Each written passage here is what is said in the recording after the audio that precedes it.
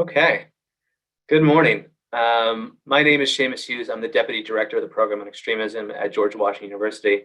On behalf of our Director, Lorenzo Vadino, and the rest of the team at the Program on Extremism, I'd like to welcome you to what is unfortunately a timely discussion with John Cohen, who is the DHS Counterterrorism Coordinator, the Assistant Secretary for Counterterrorism and Threat Prevention at DHS, the Acting Undersecretary for Intelligence Analysis, has about 1,000 different hats at DHS, but basically when something bad happens or something's bad to happen, John is in the room.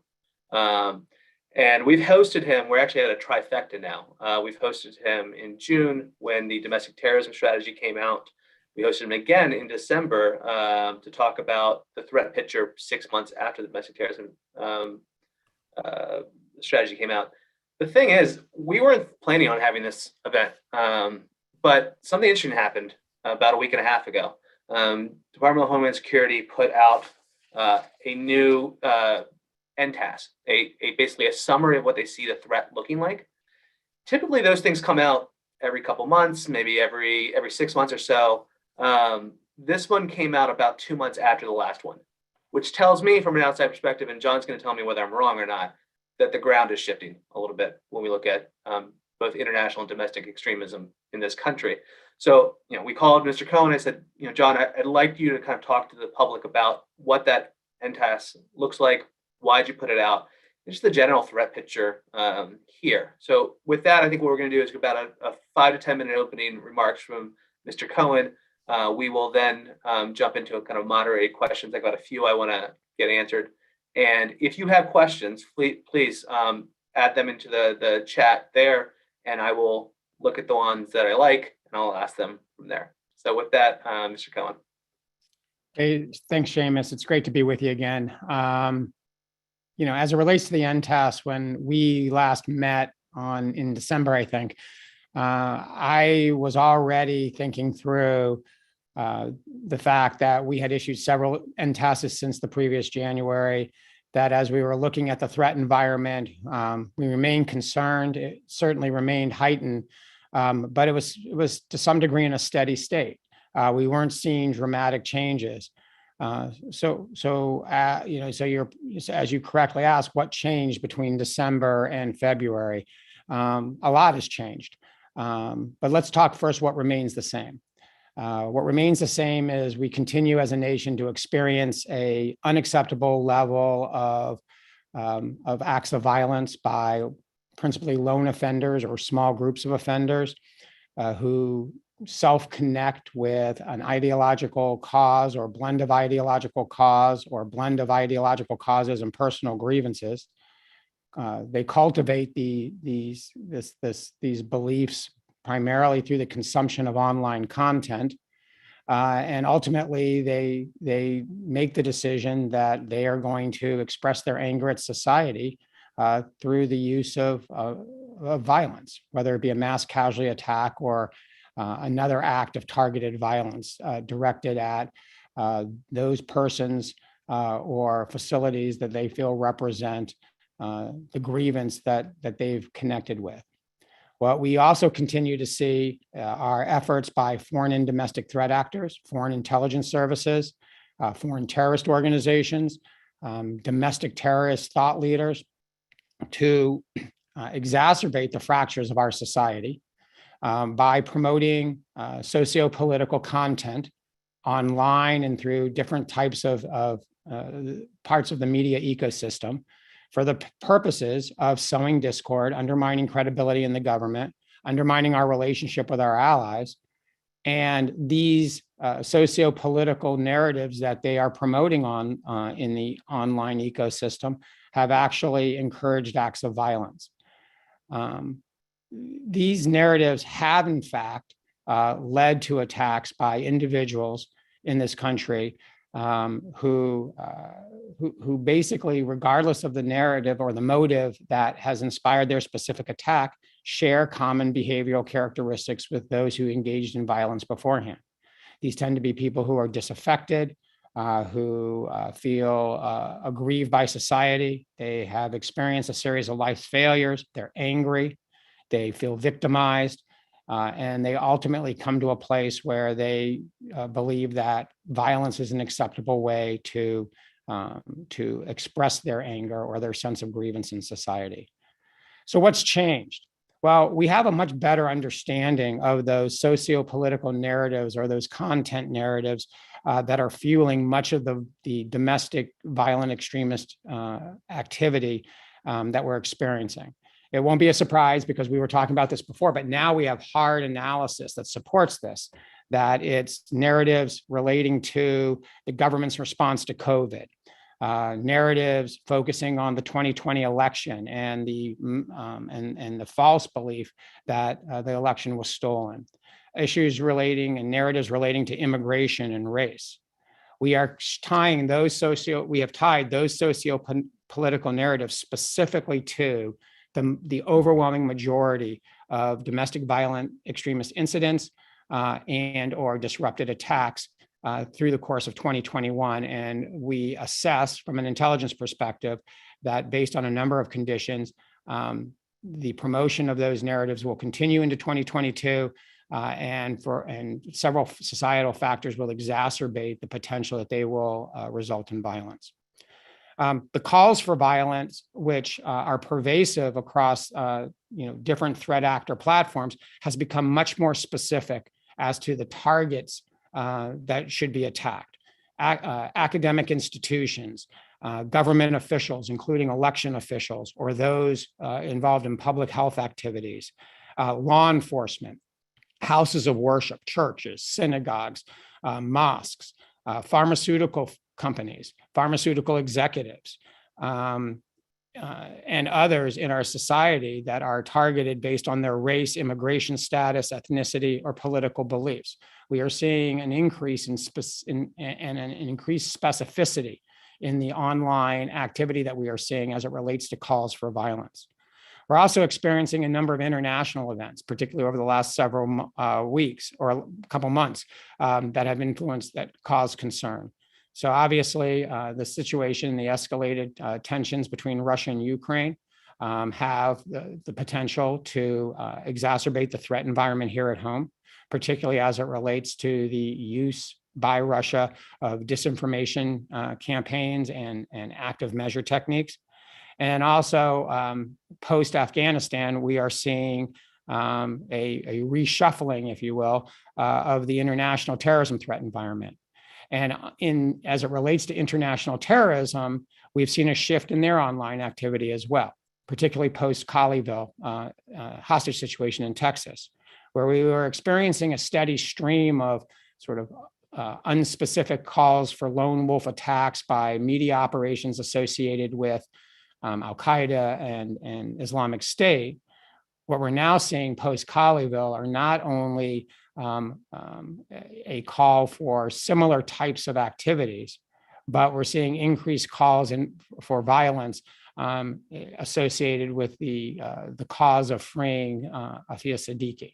So the more specificity both for the cause and the reason for attacks, and specificity as to what type of attack should be committed and the type of target that should be selected. So to your point, in part, the threat environment remains in a steady state of being heightened. But for the reasons I just described, we believe, and our partners in the intelligence community and within law enforcement across the country who we worked with and consulted with prior to the release of this INTAS, agree that in many respects, the environment is even more volatile and more dynamic and more dangerous than it was even back in December. Thanks, John. Thank you for that overview. Sometimes I think I shouldn't invite you because it gets more and more dire every time we talk. But that could just be the nature of what we think is, numerous different threat streams coming from both domestically, but also internationally, all kind of converging in a perfect storm of all of this. Now, I was struck by what you said, an unacceptable level of violence, the exacerbation of fractures, and also that foreign actor and foreign influence operations have influenced, if not encouraged, actual attacks in the U.S. for that. I've got a bunch of different questions because the anti and it goes in a variety of different directions. So I want to ask things kind of all over the map, if that's okay. I would also encourage our audience to ask any question in the question and answers. We'll get to that towards the middle of the program.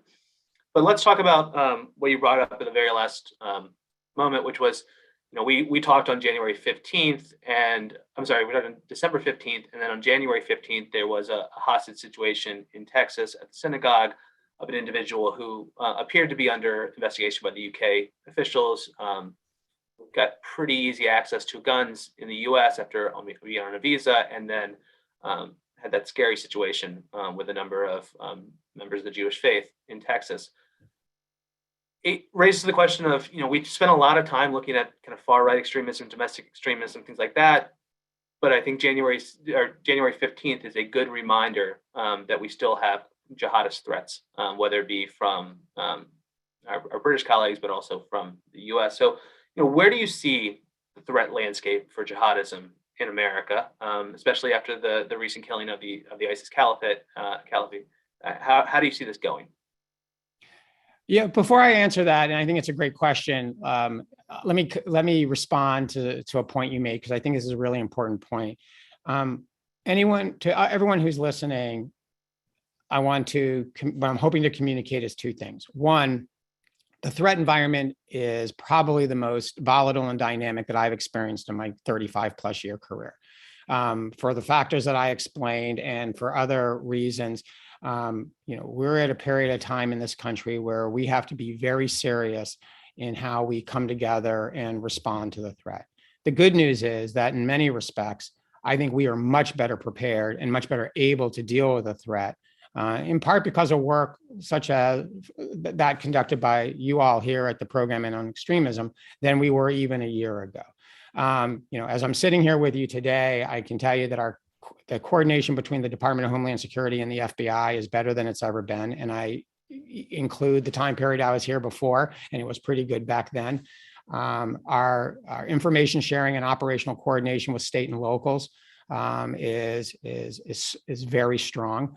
We engage with state and local law enforcement officials around the country, literally on a weekly basis. We're exchanging information on threats. We're coordinating on an operational level at a degree which was not present a year ago. We are increasing the number of resources that are available to state and locals to do things such as what we've talked about in the past, to engage in threat assessment investigations, to develop multidisciplinary threat management strategies. So from a resource perspective, from an information sharing perspective, from an analytic perspective, we have a better understanding of the threat than we did a year ago, and we're sharing that knowledge and using that knowledge to drive operational activities. We've expanded our ability to evaluate online activity as well. So from an intelligence perspective, operational perspective, and information sharing perspective, we are in a much better place, and we're much better prepared to deal with the threat. And I can go through later some examples of how we've come together. But to your question specifically, look, I'm really concerned about the foreign terrorism related threat. Media operations associated with Al Qaeda and ISIS continue to promote highly sophisticated online content that is not only specifically intended to inspire attacks in the West, but when you actually look at this content, it's really well done. And for those people in our society who are angry, disaffected, and looking for the justification to engage in violence, they will view this content, and it will provide them the sense of social connection, the sense of life meaning that is lacking in their life, and that's driving their journey down the pathway towards violence. We're also seeing that these media operations are very adept, and they're taking a play out of sort of the Russian active measures playbook in identifying those issues and almost in real time pivoting their social media or online activity to be able to capitalize on issues. And it's kind of intriguing to me that, right after Colleyville, or even while it was going on, we were seeing content being posted online by, foreign terrorist thought leaders talking about the hostage situation, talking about the issues, calling on others to replicate. But what we also saw, and brings an added layer of complexity to the threat environment, we saw similar messaging on white supremacist platforms. Their biggest complaint was, though, that the hostage situation didn't turn into a lethal attack. But there was still a sense of admiration, as there was during the Afghanistan situation. There was a sense of admiration communicated by white supremacists and anti-government groups regarding the efforts of the Taliban. So why do I bring all that up?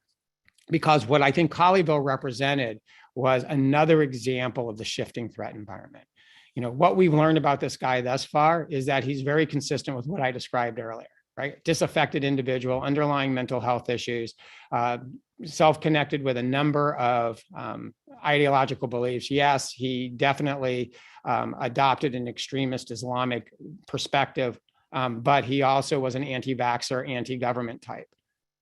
What's different, so in many respects, he matches the behavioral characteristics of a large number of those individuals who conducted attacks in this country over the last several years. What's different is that he traveled to the US to engage in that violence. So what this says to us at the department, and what it says to our partners over in the UK, is not only do we need to have conversations within our own countries about how we evolve the investigative techniques we use to evaluate the risk posed by an individual, but we take that information and not only use it in our domestic investigations, but we apply it to the screening and vetting we do of individuals who are coming here.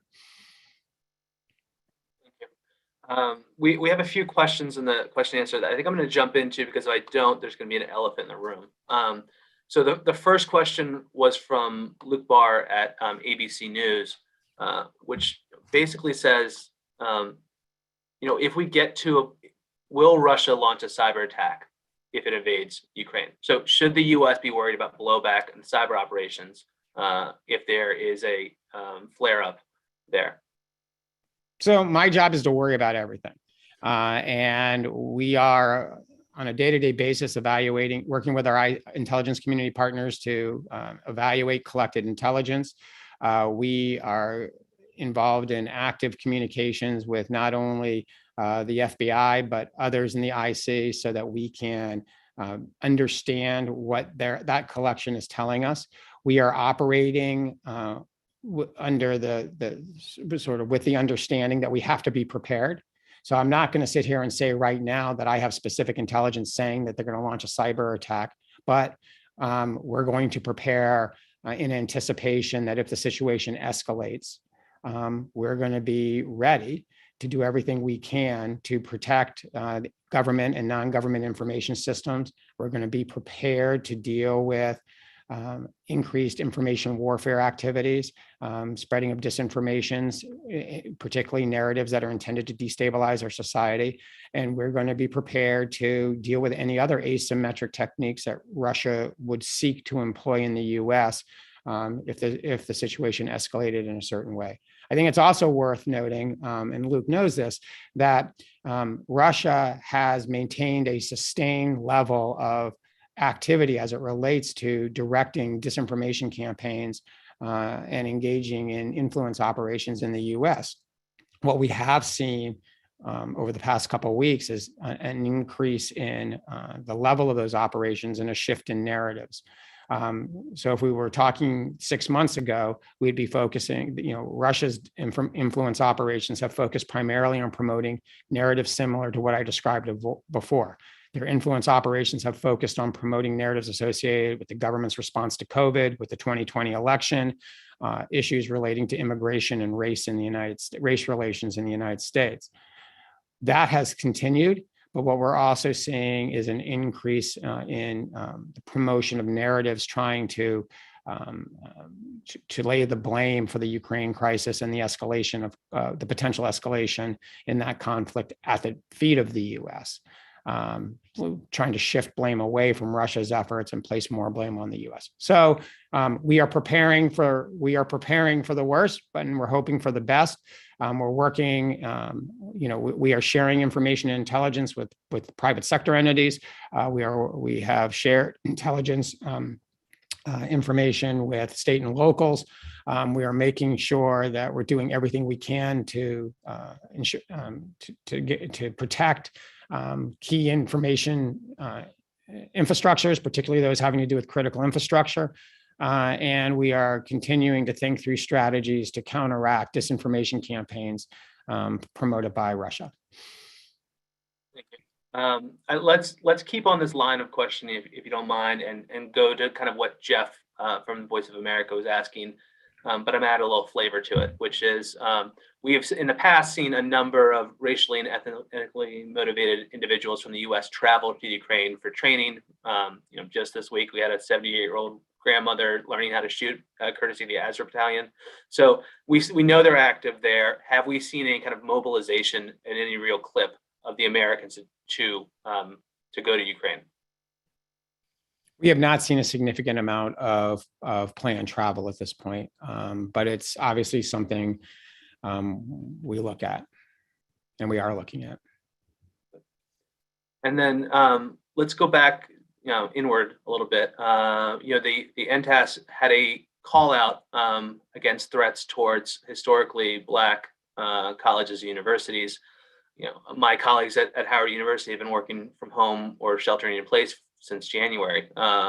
Where are we on that? One of the callers mentioned in their threat that they were with the Atomwaffen division, which from outward appearances appears to be largely disbanded, but could speak to a larger question of extremism in America in terms of this mixing of things a bit. Where are we on all of those things? So the FBI continues to investigate incidences of bomb threats and other threatening language directed at historically Black colleges and universities. I don't want to get in front of the investigation, but I will take a step back and say broadly that one of the complexities of the current threat environment is that that actions, even violent actions, but threatening actions and violent actions don't necessarily fit into neat definitional boxes. And as it relates to threatening language directed at historically Black colleges and universities, and quite frankly, other schools around the country. I mean, we've had a number of bomb threats here at high schools and elementary or middle schools, or schools in the Washington, D.C. metropolitan area. Sometimes it's individuals who may have an underlying extremist belief. In other cases, it may be juveniles or school kids who are trying to get out of going to school, or who simply think it's funny. So, we're seeing more and more people spend considerable amounts of time online, dabbling in different areas of extremist content. And sometimes they will engage in activity that, violent activity in an effort to, in support of that extremist content that they're consuming or extremist beliefs that they're connecting with. And other times it's woven into narratives because people think it's funny, right? And they think it'll cause a disruption. And I'm not trying to minimize this because there's a considerable amount of expense that goes into responding to these types of events. They're incredibly disruptive. The hateful, racist language used to communicate the threats as it relates to the historical Black colleges and university is something that doesn't belong in our society, and is highly disruptive when it comes to the safety, well-being, and operations of the university. So, this is, some people may have a tendency to say, oh, it's just a bomb threat. It's not a big deal. No one got hurt. It is a big deal. And when issues of race or immigration status or political ideology are woven into these threats, it's a pretty good illustration of where we're going right now as a society. And it's something that we need to investigate and take appropriate actions to deter in the future. I was struck as a former congressional staffer. I spent 5 years on the Hill working for a member who was adamant that national security and politics stopped at the water's edge when it came to national security. When you put out the NTAS a few weeks ago, there was some rumblings, at least on the Hill, that this was basically a Trojan horse to look at Americans' belief systems. And I think it would be important to kind of address where DHS sees kind of not only the nature of the threat, but how to address it that's also respecting privacy and civil liberties concerns of Americans, particularly as you talk about kind of this amorphous level of extremism. And as we talked about before, this kind of trolling, for lack of a better word, of just folks that want to watch the world burn and get a rise out of people too. What are the safeties and guardrails put up at DHS as you kind of dive more and more inward and less outward? Look, let me just be really clear. Our job is not to police thought. Our job is to prevent acts of violence. We do not monitor individuals as they are involved in constitutionally protected speech.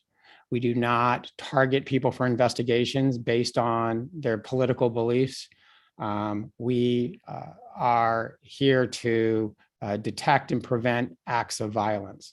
So, and I saw some of the comments that you were talking about, and anyone who suggests that this NTAS reflects a strategy of this administration and this department to target for investigation individuals simply because of their political or other beliefs either didn't read the NTAS, didn't understand it, or is intentionally misrepresenting it.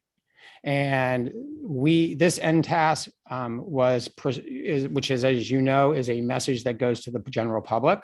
It's meant to inform the general public about what we're concerned about, what we are doing to address the threat, and what they should do. But this NTAS was preceded by a considerable body of intelligence work by the department, by the FBI, by the NCTC, and by others that was shared not only with state and local law enforcement officials, but with members of Congress. And you know from your time that if there's an interest, and sometimes we're very proactive in making sure staff and members are aware of the intelligence, they can look at the intelligence. So the suggestion that, so for public figures, particularly those that know better and know the reality of the threat environment, to suggest that somehow the department or the administration is simply trying to open the door to investigate people because of their political beliefs or people who are involved in constitutionally protected speech, I mean, quite frankly, it's irresponsible. And it may also contribute to the volatility of the threat environment. So to your question specifically, DHS intelligence and analysis, and we engage in quite a bit of we evaluate threat-related activity, whether it's in the physical space or in the online world. We have to operate under very strict guidelines that were issued by the Attorney General.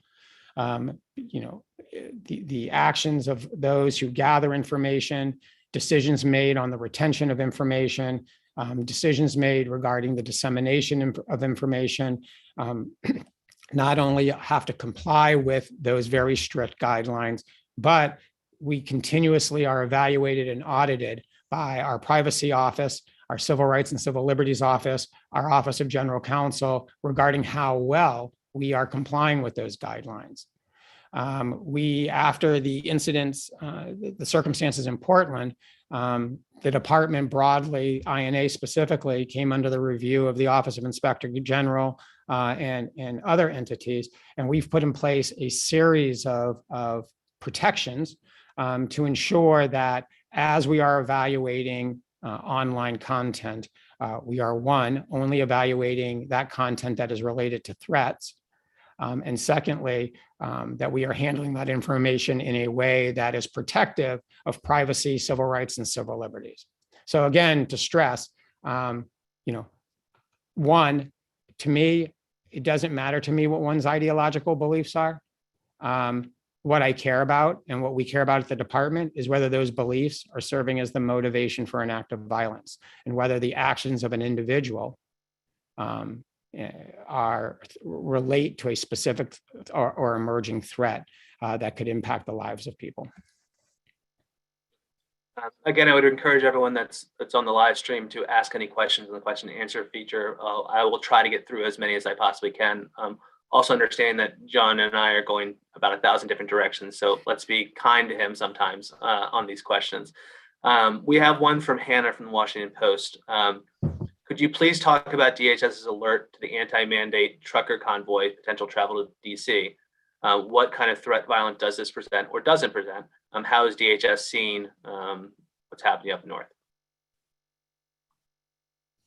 Yeah, this is a really interesting question. So, going back into January, we began seeing activities in Canada in which groups of individuals and trucks and cars and some pedestrians were basically shutting down parts of Ottawa.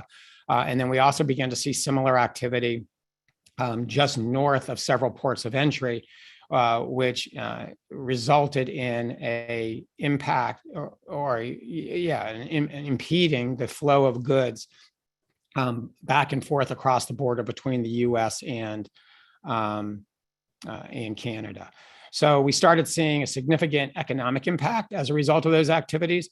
And we noted that the Canadians were handling this as a national security issue because while there were some people who were simply there because they were expressing their displeasure with vaccine mandates, they were also seeing significant levels of online and physical participation by violent extremists, ideologically motivated violent extremists, which I think is the term that they use up there.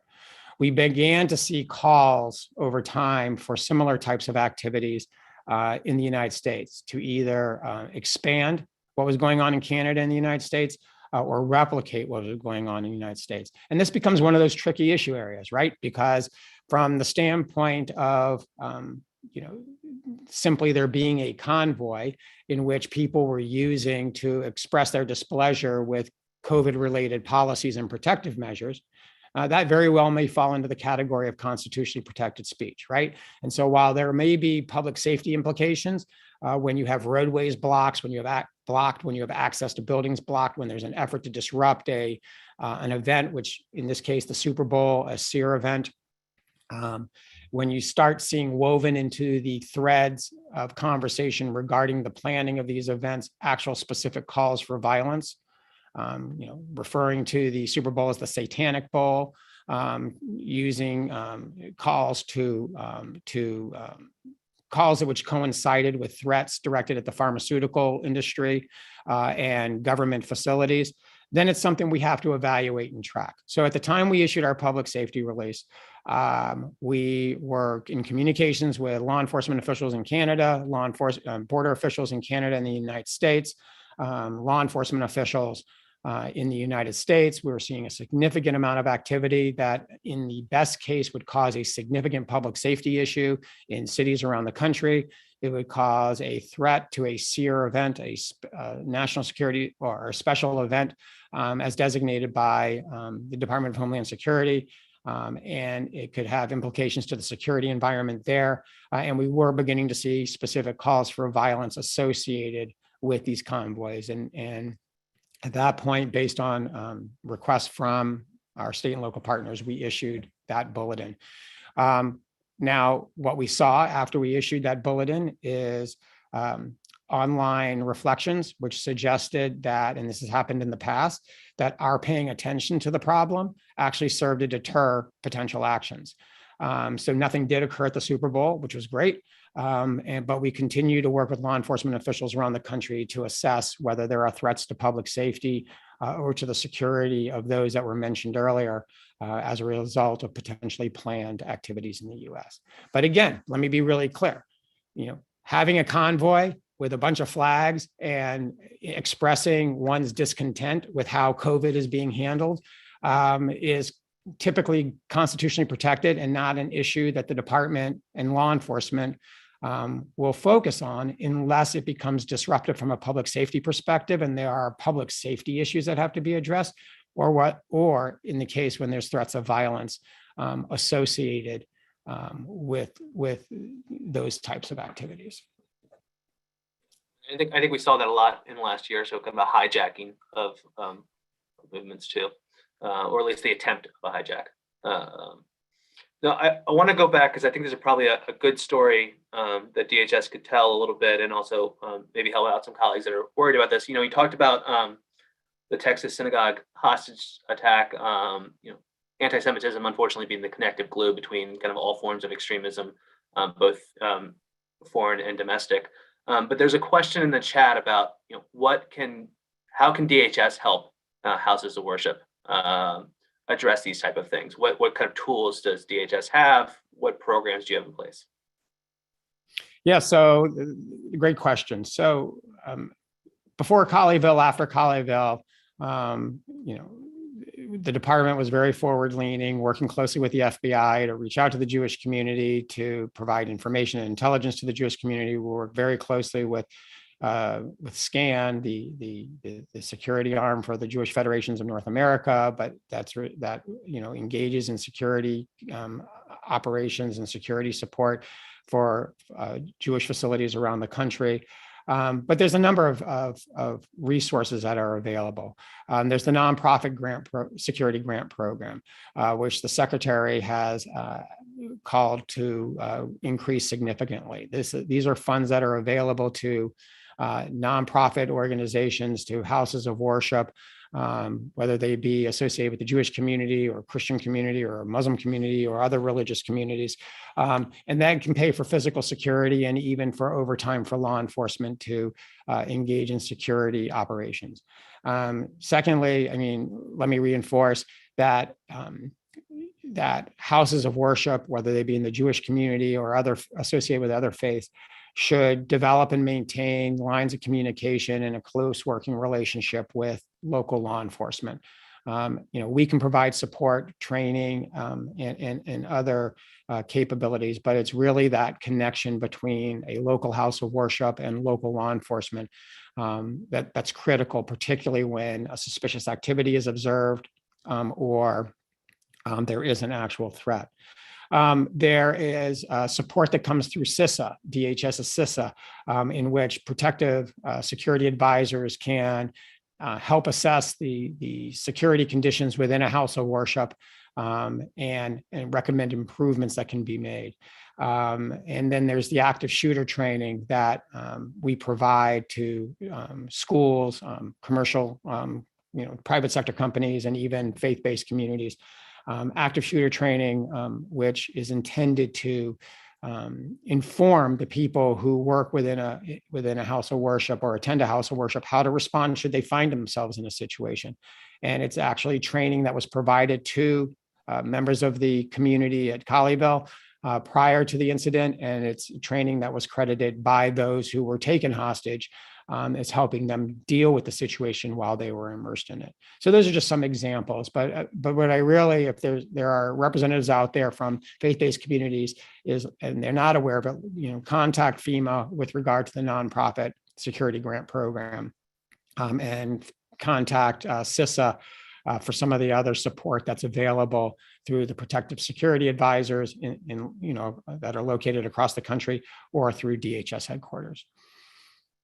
I'm going to continue to keep making it run 100 yards this way and then run 100 yards the other way, if that's okay. We have a question from Nicole from CBS News. It said, in October, FBI DHS warned about the U.S. water and waste systems being targeted by known or unknown malicious actors. Last month, DHS put out a bulletin saying DVEs are increasingly undergoing planning to disrupt U.S. power grids. Last year, we had ransomware incidences against 14 of 16 critical infrastructure sectors. Can you bring us up to speed on this? What remains the weakest spot in the U.S. critical infrastructure system? What is your biggest concern when it comes to targeting by both foreign and domestic actors? So our nation's critical infrastructure are attractive targets for, obviously several reasons. The most important of which is that if you can successfully conduct a cyber attack or a physical attack that shuts down, the power to a region, shuts down the ability of people to get clean water, impedes the ability of people to communicate, makes it harder for people to gain access to, their money through an ATM, or shuts down the financial infrastructure. You not only affect those people who are impacted by the results of the specific cyber or physical attack, but it sends a really strong message that undermines credibility in core elements of our society. So they are high priority targets for foreign terrorist groups, for foreign nation states, for criminals, and for domestic extremists. And it goes back to something that I talked about before. We are seeing, from an intelligence perspective, much more specificity to in the calls by these different threat actors to target parts of our critical infrastructure.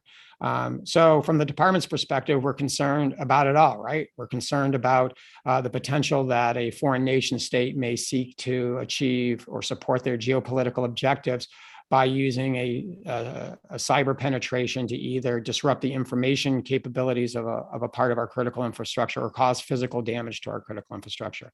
We're concerned about calls that have been levied by domestic violent extremists and foreign terrorists to physically target parts of our power infrastructure or energy infrastructure and our telecommunications infrastructure.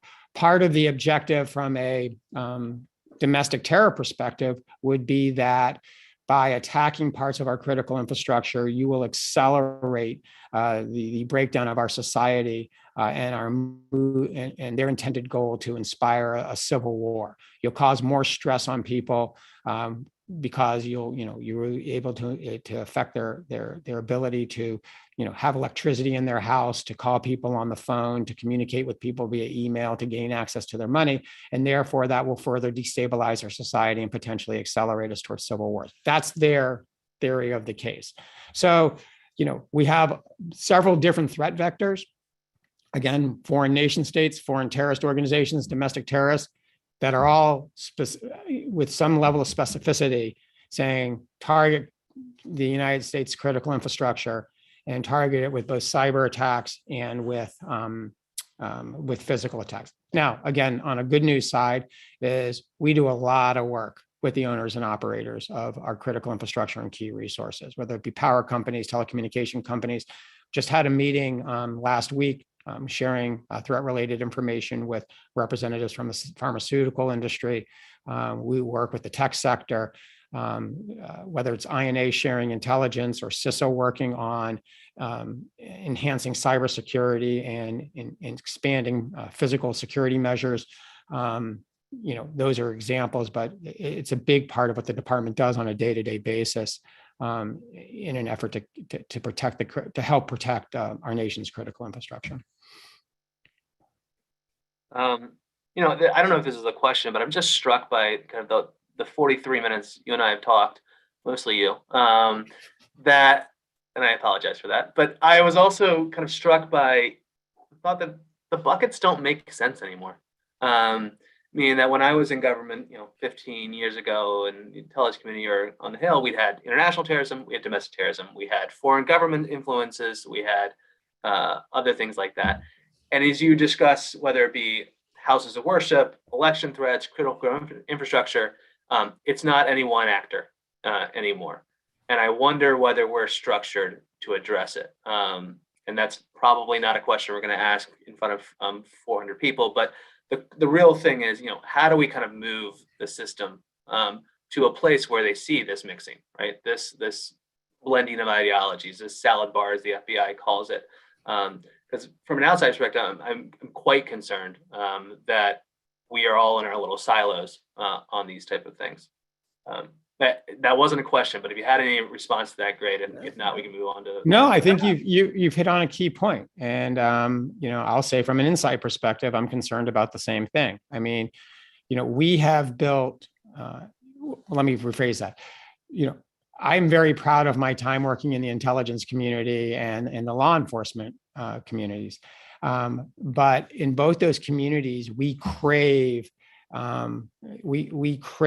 precision in our definitional categories, right? I mean, and in many respects, being able to clearly define what the threat is has an impact on the operational activities and who engages in those operational activities to mitigate that threat. But as you pointed out, this is a threat environment that has become intermingled, right? Where multiple ideologies can be commingled by an individual together in a way that it becomes very individualized. There were cases in which you have individuals who, take pictures of themselves in front of a neo-Nazi flag and a flag associated with ISIS. You have individuals who will individualize their ideological beliefs, where they'll have a little bit of anarchist beliefs blended with white supremacist beliefs and anti-government beliefs with a little incel thrown in there. And it's not just interesting because it sort of describes the hybridization of the threat, but it makes it very complicated from an analytic or an investigative perspective to define what it is we're looking at. What really concerns me is, as you know, and we've talked about this before, I think the Joint Terrorism Task Forces are incredible. I think they have protected this country since September 11th. They have thwarted attacks, and they continue to disrupt attacks every day. But there, from my perspective, are too many examples where individuals come to the attention of law enforcement. They don't meet the threshold of a counterterrorism investigation, only to have the individual go out and conduct a mass casualty attack, and to find that the motive behind the attack was a blend of mental health, personal grievance, and ideological beliefs that came together in order to push that person not only down the path, but over the line to engage in violent activity. So we need to do a better job. And this is something that you've been promoting and others have been promoting. We need to do a better job in providing state and local authorities the tools to look at circumstances that are unfolding in front of them, assess the risk posed by those circumstances, and then to develop multidisciplinary strategies. It may be law enforcement, it may be mental health care, it may be social service support, it may be working with the family, it may be education, it may be working with faith leaders, but develop a strategy to manage the risk posed by individuals or a group of individuals at the community level.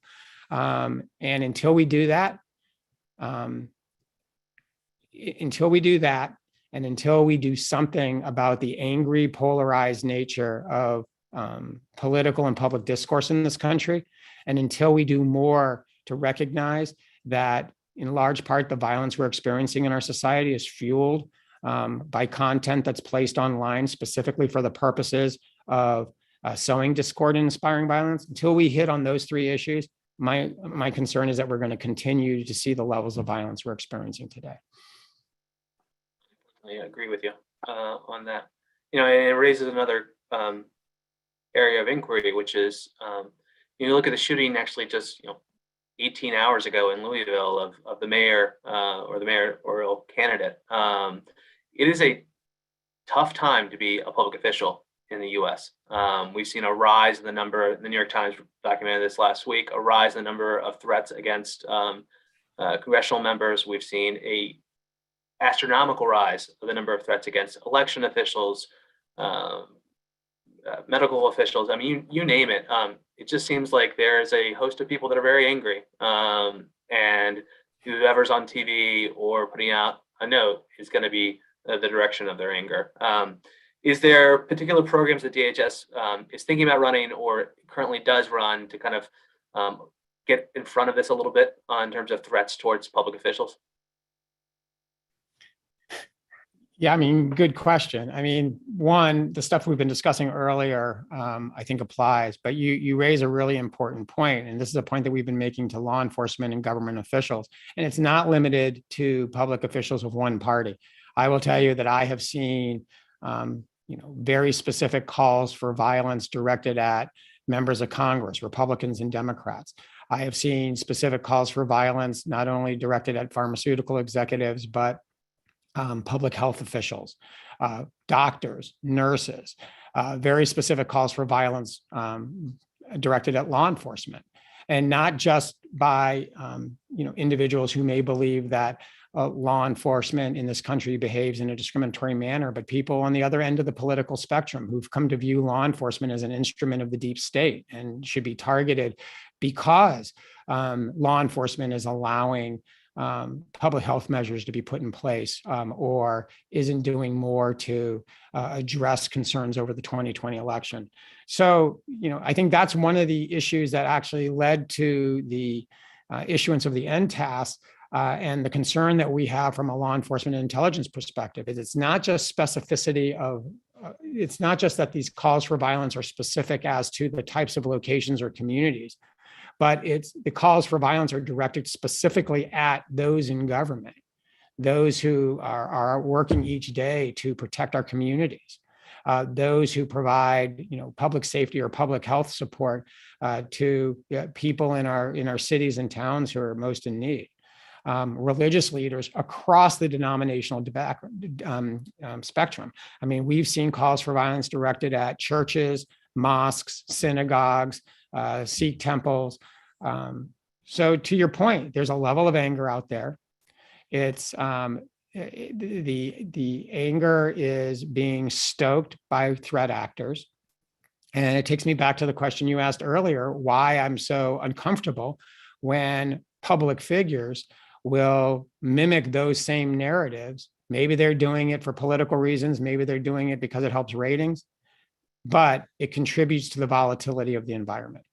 And again, I'll just sort of reemphasize that, law enforcement, federal, state, local law enforcement, we can hold the line, right? We'll continue to work each and every day to detect threats and prevent them from turning into acts of violence and responding quickly and effectively when a situation begins to unfold and minimize the harmful impacts of that situation. But it is just holding the line. And until we take on these deeper issues in our society, again, whether it's the polarized, angry nature of our political discourse, where too many people view those who disagree as the enemy, and too many people believe that violence is acceptable in expressing your disagreement with others, until we do more to educate our society, members of our community, and in particularly people in school about the significant levels of inaccurate information and conspiracy theories that are spread purposely online by threat actors for the purpose of destabilizing our society and undermining credibility in the government. Until we deal with those two issues, we'll still just be holding the line. And we're going to continue to experience events like the one in Louisville, or the one recently in Colleyville, or in the Denver, Lakewood area of Colorado in December. And we can just go down the list. I have one last question, and then we can wrap it up. Every time you've come, we've talked about the domestic terrorism strategy. So it would probably behoove me to make sure that I did a three-peat on that. How are things going in terms of the administration's domestic terrorism strategy? Is there something we should be looking out for on the radar on these type of things? What's going on? We're fully in the midst of implementation. At the department, we conducted a pretty exhaustive look at what capabilities were in place that were consistent with what was called for in the strategy. We've identified strategies on how to expand our abilities. As we've talked about before, whether it's grants or the efforts of our Center for Prevention, Partnerships and Programs, or the work that's done at the Secret Service or by INA or by FEMA. There's a lot of work going on across the department in order to fully implement that which was called upon in the strategy. I'll also reinforce something I said at the outset. The level of collaboration that's occurring, particularly between the department and the FBI, is unlike anything I've seen, in years. I'm, basically talking multiple times a week with FBI leadership. The secretary has a close relationship with Director Wray, but more importantly, both in the field and at the headquarters level, the collaboration on outreach, operational activities, analytic activities, is tight. And I know that was an issue when you worked on the Hill, that you were constantly hitting us on, that there wasn't enough collaboration. So it's taken a little bit of time since you left the Hill, but I can say things are better. And, and if we can, before we close, I mean, I think it is important because I get hit a lot on saying, I was asked last night, well, how do you know what a conspiracy theory is, right? I mean, you keep talking about conspiracy theories and false narratives. And again, it's one of those areas where you have to be careful because simply believing in something that's false or simply believing in something that may be racially charged or simply disliking the government or where the government's going or your situation in life, that's something that's constitutionally protected. People have a right to do that. But let me just say, I mean, just to set the record straight here, Jewish space leaders did not start the California forest fires. There is no secret group of blood drinking public officials who are trying to rule the world. The FBI didn't plan and carry out the January 6th attack. Wearing masks doesn't give you COVID. Public health measures are not a secret effort to displace the white race. Vaccines are not a secret effort to implant microchips into individuals so that we can track and displace individuals. And law enforcement is not going to arrest people simply because they disagree with their political views. And, I'm not saying those are actual real conspiracy theories that have been spread not only by foreign intelligence services and foreign terrorist organizations and domestic terrorist thought leaders, but those are narratives that have at times been spread by those in the media and those in public office. And so it goes back to my point. In law enforcement, at the Department of Homeland Security, we wake up each day not trying to regulate or police people's thoughts, but specifically to stop acts of violence that have impacted way too many communities across the country over the last couple of years. But until we address some of these fundamental and core societal issues, 3 months from now, we'll be having a very similar conversation. It's an important thing to end on. I mean, there are absolute truths in the world. And the extent we forget about that and we change our reality, we see the effects of it. So I think that's an important point to note on. I should have noted to begin with, this was a joint event with the Programming Extremism and Insight, which is a DHS Center of Excellence. Because of scheduling issues on my end, my colleague Gina Ligon wasn't able to join, but I know she would have loved to be here for it. John, I love talking to you, but I also hate talking to you because every time I talk to you, I feel like I get a little bit more queasy, but I also am mildly hopeful that we have folks that can see this threat clear-eyed and can try to move the barge a little bit, ever so slightly, to try to address it. So I thank you for that. And so with that, we will end. Just a word of note, this will be uploaded onto our YouTube channel and available to watch in 5 or 6 minutes. Mr. Cohen, I want to thank you again for your time, and I hope to see you soon, but not too soon. It was great to be with you. Thank you very much.